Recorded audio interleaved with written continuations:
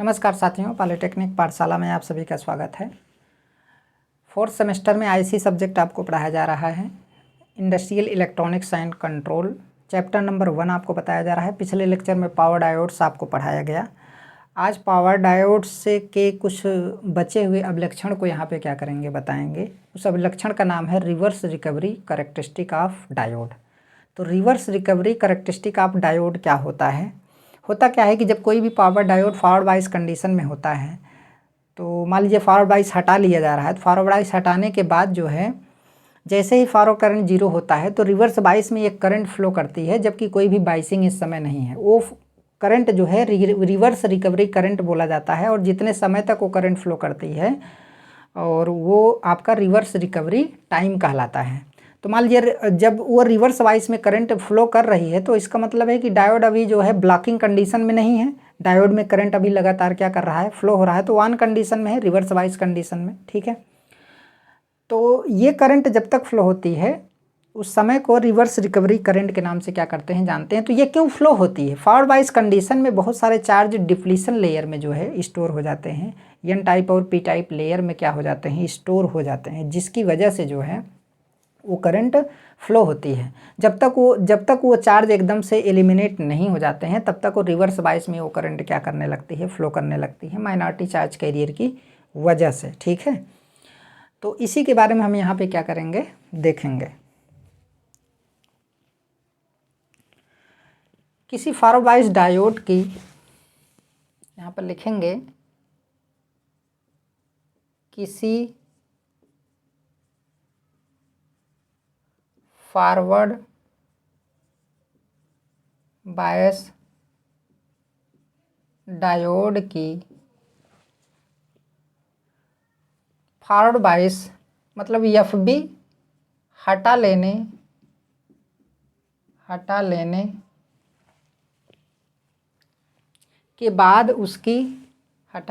के बाद उसकी फॉरवर्ड करंट, उसकी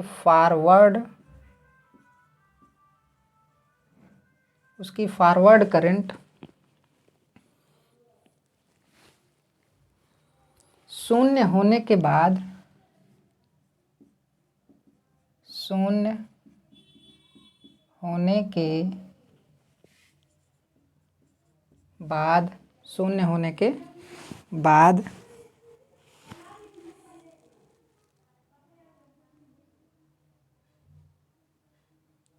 डायोड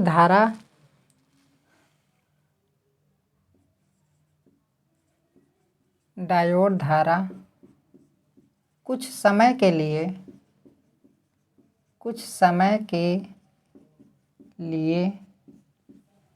विपरीत दिशा में फ्लो करती है। विपरीत दिशा में फ्लो करती है। विपरीत दिशा में क्या करती है, फ्लो करती है। ठीक है,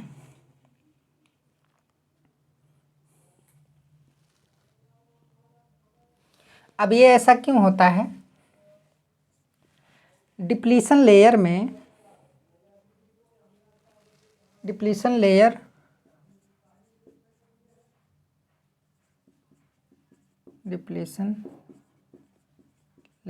तथा सेमीकंडक्टर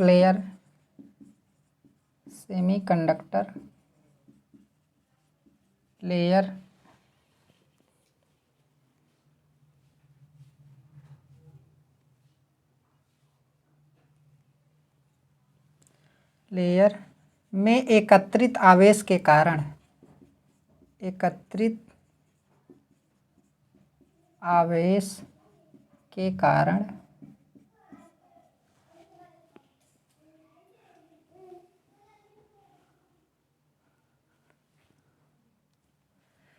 तो ये जो विपरीत दिशा में कुछ करंट फ्लो करती है, ये किसकी वजह से फ्लो करती है? डिप्लीशन लेयर तथा सेमीकंडक्टर लेयर में एकत्रित आवेश के कारण ये करंट क्या करती है, फ्लो करती है। ठीक है,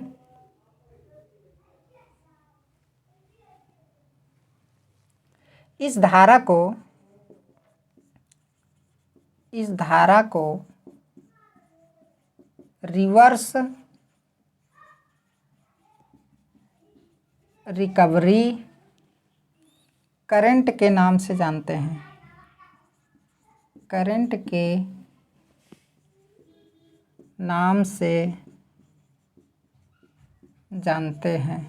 करंट के नाम से क्या करते हैं? जानते हैं। ठीक है, इसे IRR रिप्रेजेंट करते हैं। IRR से रिप्रेजेंट करते हैं। ठीक है,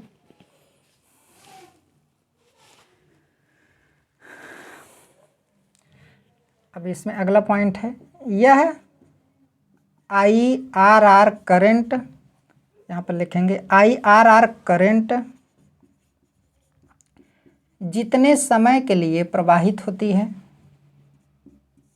जितने समय के लिए प्रवाहित होती है, प्रवाहित होती है, उस समय को TRR मतलब रिवर्स रिकवरी टाइम कहते हैं। रिवर्स रिकवरी टाइम कहते हैं। ठीक है, सिंपल सी बात है। फॉरवर्ड वाइस कंडीशन में क्या होता है, जब हमारा P injection diode forward bias में होता है तो फॉरवर्ड वाइस कंडीशन में फॉरवर्ड करंट फ्लो करेगी, तो उसकी वजह से जो है उसी समय बहुत सारे चार्ज उसमें जो है डिप्लीशन लेयर और अन्य लेयरों में एन टाइप या टीपी टाइप लेयरों में जो है ढेर सारे चार्ज स्टोर हो जाते हैं। तो फॉरवर्ड करंट जीरो होने पर भी उस चार्ज की वजह से करंट फ्लो होती रहती है, वो भी विपरीत डायरेक्शन में, मतलब रिवर्स करंट जो है क्या करती है, फ्लो करती है। ठीक है, तो मतलब डायोड अभी तक ऑफ नहीं हुआ है, क्योंकि करंट तो उसमें लगातार क्या कर रही है, फ्लो कर रही है। तो डायोड ऑफ होना चाहिए, तो उस करंट की वजह से वो ऑफ नहीं हो पा रहा है। तो वो किसकी वजह से है? डिप्लीशन लेयर तथा सेमीकंडक्टर लेयर में एकत्रित आवेश के कारण। इस धारा को रिवर्स रिकवरी करंट बोलते हैं। और ये करंट जब तक फ्लो करेगी तब तक जब तक मतलब जितने समय तक फ्लो करेगी उसे रिवर्स रिकवरी टाइम के नाम से क्या करते हैं, जानते हैं। ठीक है, तो ये चीज़ आपको याद रखना क्या है, ज़रूरी है।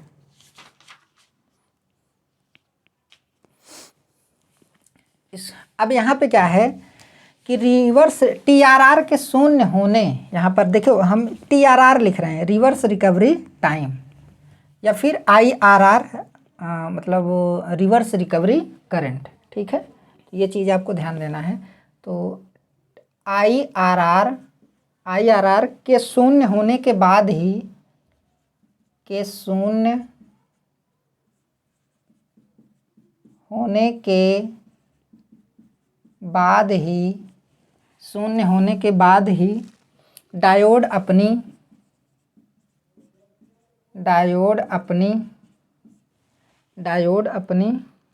Reverse current blocking capability, reverse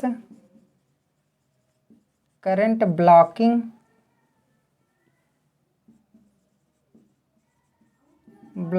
capability, reverse current blocking capability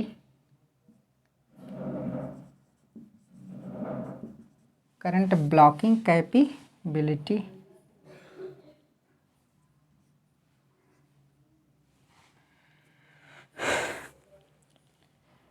को प्राप्त कर पाता है, को प्राप्त कर पाता है। ठीक है, मतलब जब रिवर्स रिकवरी करंट जब हमारा जीरो हो जाएगा तो उसी के बाद ही रिवर्स क्या कहते हैं, रिवर्स करंट ब्लॉकिंग कैपेबिलिटी को क्या कर पाता है, प्राप्त कर पाता है। मतलब डायोड हमारा क्या होता है, ऑफ होता है। कहने का मेन मकसद यही है। ठीक है, तो रिवर्स करंट ब्लॉकिंग कैपेसिटी, तो जब TRR का मान क्या हो जाएगा, जीरो हो जाएगा, तभी जाकर के डायोड हमारा क्या होगा, ऑफ कंडीशन में होगा। ऐसा पावर डायोड में ज़्यादा होता है।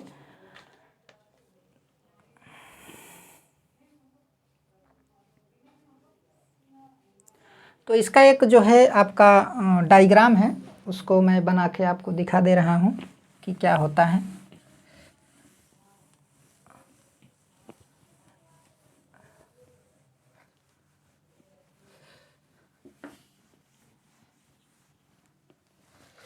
ये रिवर्स रिकवरी में ज़्यादा कुछ है नहीं इसमें, ठीक है। बस रिवर्स रिकवरी टाइम किसी भी डायोड के लिए जो है जितना कम होगा उतना ही अच्छा होगा, ठीक है, ये चीज़ है। तो जैसे मान लीजिए एक हमारा एक कैरेक्टरिस्टिक है, मैं बना के आपको बताता हूँ। ये हमारी फॉरवर्ड करंट फ्लो कर रही है, यहाँ से आपका करंट 0 हुआ तो यहाँ से रिवर्स बायस में एक करंट हमारी क्या करती है, फ्लो करती है, ठीक है। तो ये तो हमारा टाइम हुआ, टाइम टी हुआ, और ये तो हमारी करंट हुई आपकी IF फॉरवर्ड करंट, ठीक है, फॉरवर्ड करंट हुआ। तो ये तो हमारा फॉरवर्ड करंट हुआ, ठीक है। ये हमारी कौन सी करंट हुई, फॉरवर्ड करंट हुई। तो फॉरवर्ड करंट हुआ तो मान लीजिए जब बाइसिंग हटा लेंगे तो यहाँ पर धीरे धीरे अब फॉरवर्ड करंट हमारा क्या हो रहा है, 0 की तरफ जा रहा है, तो यहाँ पे 0 हो गया। तो अब स्टोर चार्ज की वजह से विपरीत दिशा में करंट फ्लो होने लगती है। तो ये जो हमारा स्टोरेज चार्ज स्टोरेज एरिया है, ये क्या है, चार्ज स्टोरेज एरिया, ठीक है। तो रिवर्स बाइस में जो है करंट क्या करती है, वो फ्लो होने लगती है। तो ये मैक्सिमम जो करंट है ना, इस वाले करंट को हम किस नाम से जानते हैं, इस वाले करंट को IRM, maximum reverse recovery current, ठीक है, IRM के नाम से क्या करते हैं, जानते हैं, मैक्सिमम करंट है वो। और यहाँ पे आपका एक लाइन खींचा जाता है, ये वाली, यहाँ से और यहाँ पे, ठीक है। तो इसको तो मैं यहाँ से मिटा दे रहा हूँ। ये करंट जो होती है यहाँ से 1/4 IRM होते हैं, इसके बारे में भी हम आपको बताएंगे, ठीक है। तो अब यहाँ पे क्या है, देख रहे हैं IRM क्या है, मैक्सिमम करंट, और ये इसका 1/4 है, ठीक है, IRM। तो अब इसके बारे में लिख देते हैं। यहाँ से यहाँ तक का जो समय होता है ना, उसी को TRR बोलते हैं, यहाँ से यहाँ तक का समय, TRR मतलब रिवर्स रिकवरी करंट। मतलब यहाँ तक पहुँचते पहुँचते हमारा जो है diode off reverse blocking condition में आ जाता है, ठीक है, डायोड हमारा ऑफ हो जाता है। इसके आगे अगर यहाँ पर आ गया ना तो उसके बाद भी फिर वो अपने आप क्या हो जाता है, ऑफ हो जाता है। तो ये तो हमारा फॉरवर्ड करंट कंडीशन थी। तो ये हमारी क्या थी, टाइम की लाइन है, ठीक है। तो ये जो करंट फ्लो हो रही है ये स्टोरेज चार्ज की वजह से हो रही है। जो फॉरवर्ड बायस कंडीशन में चार्ज हमारे स्टोर हुए हैं डिप्लीशन लेयर में और एन टाइप और पी टाइप लेयर में, ठीक है। तो उसकी वजह से जो है जब फॉरवर्ड बायस हटा लेते हैं तो मेजॉरिटी चार्ज कैरियर तो नहीं मूव करते हैं, लेकिन जो स्टोरेज चार्ज हैं उनकी वजह से ये रिवर्स बायस में करंट हमारी क्या करती है, फ्लो करती है, ठीक है। अब इसमें कुछ पॉइंट लिखना जो है ज़रूरी है, उसी के बारे में हम देखते हैं। तो यहाँ पर लिखेंगे अतः reverse recovery time TRR, reverse recovery time instant of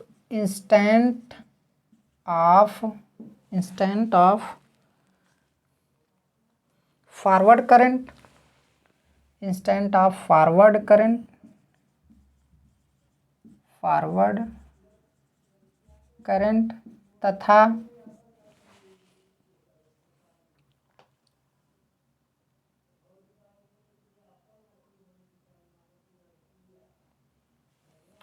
instant of forward current के शून्य होने के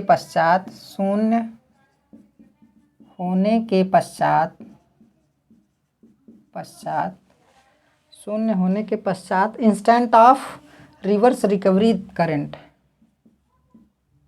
instant of reverse recovery current, instant of reverse recovery current के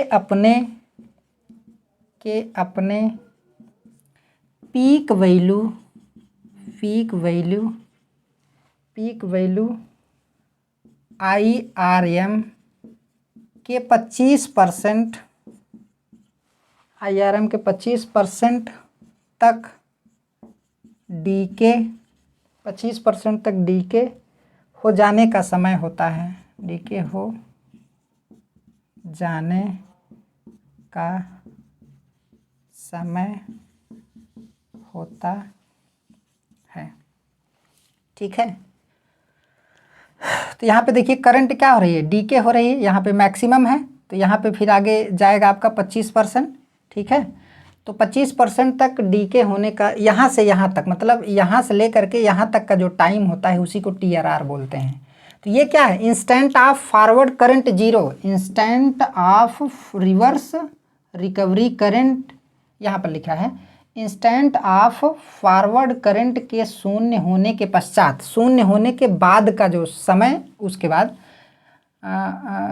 उसके बाद instant of reverse recovery current के अपने peak value, reverse recovery current जो है हमारा, इसका पीक वैल्यू क्या है, IRM है, तो इसके 25% डीके हो जाने तक के समय को क्या बोला जाता है, TRR बोला जाता है। तो यहाँ पर 25% हुआ 1/4 IRM, तो यहाँ से यहाँ तक का ही समय क्या किया जा रहा है, लिया जा रहा है। ठीक है, तो यहाँ से यहाँ तक का आपका जो समय होगा वो आपका क्या होगा, TRR होगा। तो ये चीज़ आप लोग क्या कर लीजिए, नोट कर लीजिए, ये चीज़ जानना आपके लिए ज़रूरी है, हालांकि ये आपके एग्ज़ाम के लिए भी इम्पॉर्टेंट ही है। ठीक है, कंपटीशन में ये जो लाइन लिखा गया है ना, ये ऐसे ही हूबहू पूछ लिया जाएगा, और पूछ लेगा कि कौन सा समय है, ये रिवर्स रिकवरी करंट है कि क्या है क्या नहीं है। ठीक है, 4 ऑप्शन उसमें क्या कर देगा, भिड़ा देगा। तो ये TG2 के एग्ज़ाम में जो है, जैसे एक होता है टेक्नीशियन ग्रेड का UPPCL में, तो उसमें ये चीज़ क्या किया गया है, पूछा गया है। हालांकि वो तो लो लेवल का एग्ज़ाम है तो उसमें पूछा गया है, तो JEE में तो कभी भी पूछ ही सकता है। ठीक है, इसको मिटा लीजिए, मिटा दे रहे हैं। ठीक है,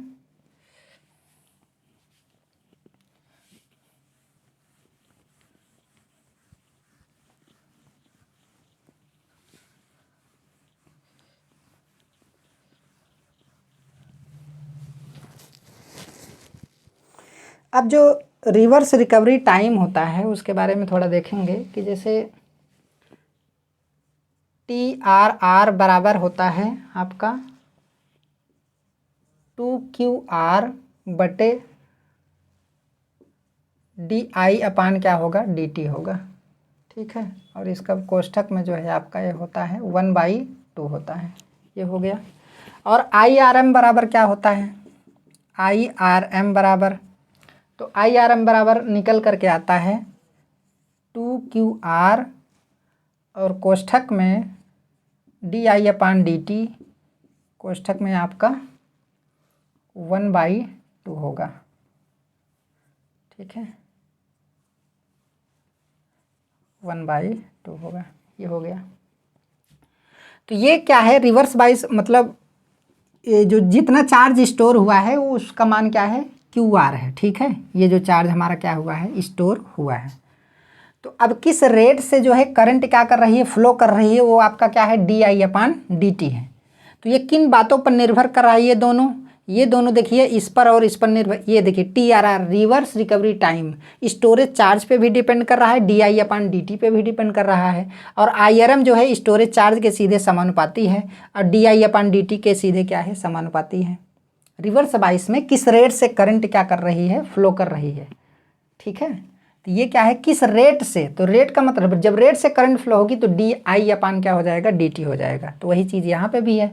तो समय की बात क्या है, तो जब रेट क्या होगा, रेट आपका ज़्यादा होगा तो TRR क्या होगा, कम होगा, और जब रेट आपका ज़्यादा होगा इधर तो IRM क्या होगा, ज़्यादा होगा। ठीक है, और ये दोनों जो है इस पर भी क्या करते हैं, निर्भर करते हैं। तो चार्ज जितना ज़्यादा स्टोर होगा समय उतना ही ज़्यादा लगेगा, समय क्या होगा, उतना ही ज़्यादा लगेगा। ठीक है, तो चार्ज जितना कम स्टोर होगा उतना ही ज़्यादा रिकवरी कम समय होगा, रिवर्स रिकवरी टाइम क्या होगा, कम होगा।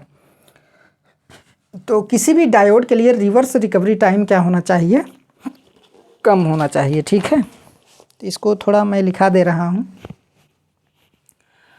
तो TRR यहाँ पर लिखेंगे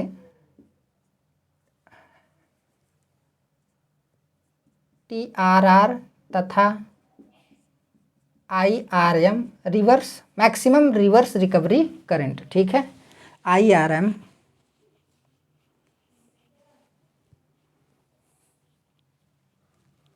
स्टोरेज चार्ज तथा rate of change of storage charge तथा rate of change of current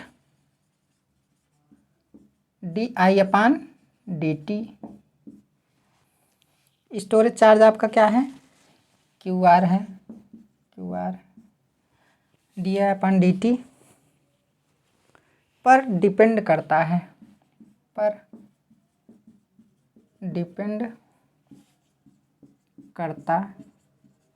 ठीक है।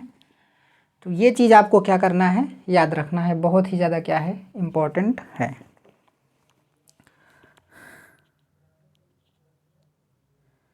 और स्टोरेज चार्ज जो होता है QR यानी स्टोरेज चार्ज फॉरवर्ड करंट पे डिपेंड करेगा, फॉरवर्ड करंट पर डिपेंड करता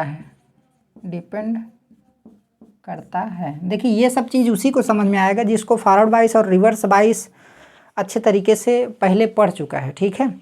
जिसमें डिप्लेशन लेयर पढ़ चुका है, पोटेंशियल बैरियर पढ़ चुका है, और फॉरवर्ड करंट और रिवर्स करंट कैसे फ्लो करती है, उसका कैरेक्टरिस्टिक क्या होता है, तो वही ये चीज़ क्या कर पाएगा, समझ पाएगा, ठीक है। क्योंकि ये सब उसके आगे का टॉपिक है, थोड़ा हाई लेवल का टॉपिक है, ये हाई लेवल का ही टॉपिक है एक प्रकार से देखा जाए तो।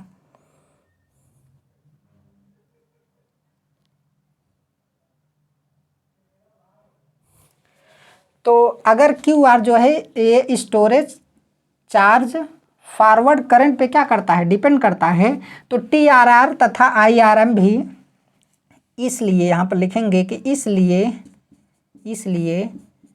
TRR तथा IRM भी फॉरवर्ड करंट पे डिपेंड करेंगे, फॉरवर्ड करंट पे डिपेंड करता है, फॉरवर्ड करंट पर डिपेंड करता है। क्योंकि QR डिपेंड कर रहा है ना, तो QR तो दोनों फार्मूलों में है, तो सिंपल सी बात है, QR जब फॉरवर्ड पे डिपेंड करेगा तो TRR और क्या कहते हैं IRM भी फॉरवर्ड करंट पे ही क्या करेंगे, डिपेंड करेंगे, ठीक है। तो इसको आप लोग अच्छे तरीके से नोट कर लीजिए। ये थोड़ा जटिल टॉपिक था, लेकिन इसमें जो मेन पॉइंट था उसको हमने क्या कर दिया, बता दिया। फॉरवर्ड बाइस होगा तो फॉरवर्ड बाइस कंडीशन में चार्ज हमारे उसमें स्टोर हो जाते हैं, ठीक है। जैसे ही फॉरवर्ड करंट जीरो होगा, फॉरवर्ड बाइस हटा लेंगे तो फॉरवर्ड करंट जीरो होगा, तो उस चार्ज स्टोर होने की वजह से जो है रिवर्स बाइस में विपरीत दिशा में करंट फ्लो होती है, और वो करंट जो होती है रिवर्स रिकवरी करंट के नाम से क्या करती है, जानी जाती है, ठीक है। इसका मतलब है कि डायोड अभी हमारे ऑफ पोजिशन पे नहीं है, रिवर्स ब्लॉकिंग कंडीशन में नहीं है। रिवर्स ब्लॉकिंग कंडीशन का मतलब है कि रिवर्स बाइस में कोई करंट नहीं फ्लो हो रही है, तो ब्लॉक अभी नहीं है, अभी तो करंट फ्लो हो रहा है, तो ब्लॉकिंग कंडीशन में नहीं है। तो वो करंट जब तक फ्लो होगी, जितने समय तक फ्लो होगी, उसे रिवर्स रिकवरी करंट के नाम से क्या करते हैं, जानते हैं, ठीक है। अब ये समय कितना होना चाहिए किस डायोड के लिए, उस चीज़ को हम आगे आपको क्या करेंगे, बताएंगे, क्योंकि there are many types of power diode, तो उसके बारे में हम क्या करेंगे, डिस्कस करेंगे। थोड़ा मैं स्लो बताता हूँ, क्योंकि लिखने वगैरह में टाइम लग जाता है, समझाने में टाइम लग जाता है, लेकिन आप लोग कंटिन्यू क्लास करते रहिए, सारी चीज़ें समय से ही क्या होंगी, कंप्लीट होंगी, ठीक है। तो आज का क्लास यहीं तक। अगले लेक्चर में जो है, जो भी आपके पावर डायोड के टाइप्स हैं उसके बारे में क्या करेंगे, बताएंगे, ठीक है। वैसे पावर डायोड के टाइप के बारे में मैं आपको बता दे रहा हूँ कि कितने टाइप के हैं। वर्गीकरण, classification of power diode.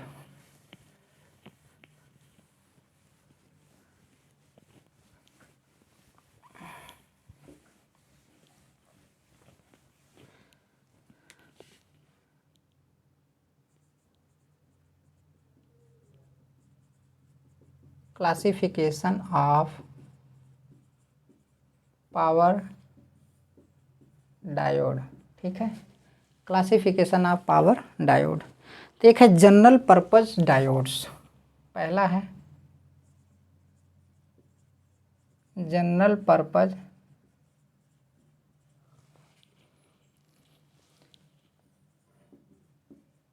Diodes.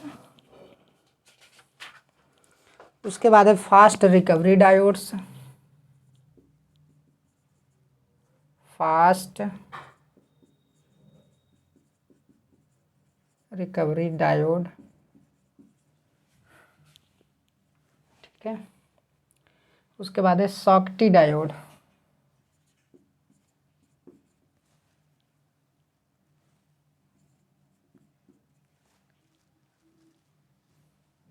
Schottky diode, ठीक है। डायोड्स, इन तीनों के बारे में आपको अच्छे तरीके से क्या करेंगे, पढ़ाएंगे, क्योंकि ये इंपॉर्टेंट है, आपके एग्जाम में ये पूछा ही जाएगा। इनमें से कोई एक पूछा जाएगा, नहीं तो क्लासिफिकेशन कर देगा, तो तीनों के बारे में आपको क्या करना पड़ेगा, बताना पड़ेगा, ठीक है। तो आज का क्लास यहीं तक, धन्यवाद।